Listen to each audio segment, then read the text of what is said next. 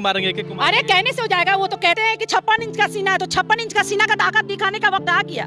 जाइए पाकिस्तान में घुस के उन आतंकवादियों को मारिए ना मोदी जी, जो आप वहाँ पे बैठ के चिल्ला रहे हैं कि बदला लेने का वक्त आ गया। तो जाइए 56 इंच का सीना का अपना ताकत दिखाइए और उन बेटी बहनों को इंसाफ दिलाइए और उन बच्चों को इंसाफ दिलाइए। कि टेररिस्ट घुसा है तो हम छुप गए, उन लोगों ने ढूंढ लिया।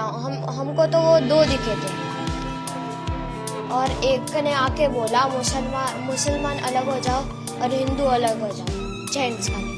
और बाद में हिंदू के सारे जेंट्स को गोली से मार दिया। किसी से कुछ नहीं पूछा, बस यही बोला मुसलमान अलग हो जाओ और हिंदू अलग हो जाओ। हिंदू को मार दिया और बोला 3 बार कलाम बोला। और मुसलमान लोगों को लैंग्वेज आती थी, उन लोगों ने 3 बार मुसलमान बोला और जो नहीं बोला उसे गन से उड़ा दिया। 24 घंटे का टाइम दे रहे गृह मंत्री जी, हम करड़ी सैनिकों को वहां भेजने का काम करिए बंगाल में। 24 घंटा नहीं लगेगा। अगर शांति का परचम न लहरा दे तो हम लोग छतरी कहलाना बेकार है हम लोगों के लिए। कि अब समय आ गया कि इजराइल की तरह पाकिस्तान पर जिस तरीके से इजराइल ने गाजा पर हमला करा और मिट्टी में मिलाने का काम किया, इसी तरीके से पाकिस्तान को मिट्टी में मिलाने का समय आ गया। मोदी जी अगर अभी भी नहीं करते हैं कुछ, जीवन में कभी नहीं कर पाएंगे। करना चाहिए, जरूर करना चाहिए। इजराइल बनने का अब नहीं बनोगे, कब बनोगे? कब बनोगे? जब मर जाओगे सब, जब बनोगे। कड़ा जवाब देंगे और देना चाहिए। आतंकवादियों में इतना पाकिस्तान बुजदिल, कायर और बेकारा हो गया कि अपने आतंकवादियों को धर्म देखकर हत्या कराता है। पाकिस्तान को नक्शे से हटाना पड़ेगा। कान खोलकर सुन लो, जिस दिन हमारे एपीजे अब्दुल कलाम के मिसाइल को तुम्हारी ओर मोड़ दिया गया ना, तुम्हारा देश भी मिट जाएगा, तुम्हारा आतंक भी खत्म हो जाएगा और तुम भी निस्तो नाबूद हो जाओ। जूते मारने की जरूरत है और पूरी दुनिया मिलकर इसको जूते मारे।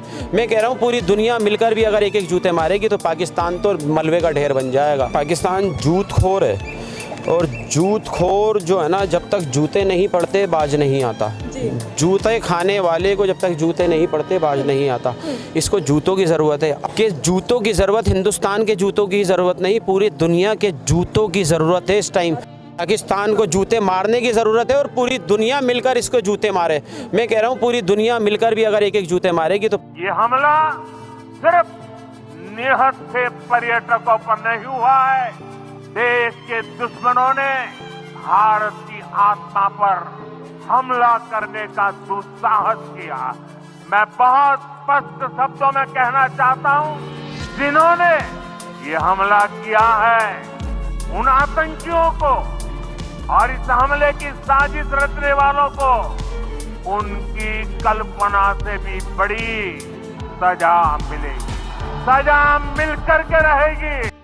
पाकिस्तान का कुछ भी ना बचे। पाकिस्तान में 1 करोड़ यहूदियों के सामने ये थर थर कांपते हैं ये लोग, ये आतंकवादी। और 125 करोड़ हिंदुओं के सामने उनका धर्म पूछकर उन्हें मारा जा रहा है। इसका मतलब है कि जवाब बहुत कठोर देने की जरूरत है।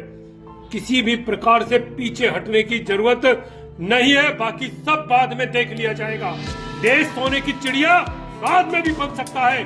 अगर हम सुरक्षित रहेंगे तभी तो सोने की चिड़िया किसी काम की रहेगी। इसलिए 125 करोड़ हिंदू जिस एक धरती पर एक साथ रह रहा है, वहां से जवाब दिया जावे और इस पाकिस्तान को धूल में मिला देने का समय है। नाम पूछकर मारा जाता है और वो लोग कह रहे हैं कि इससे घटिया और शर्मनाक बात नहीं हो सकती। मैं सरकार से ये अनुरोध करूंगा, ऐसे लोगों के ऊपर भी कार्रवाई होनी चाहिए। इस वक्त हमें एक साथ एकजुट खड़े होने की जरूरत है। निर्दोष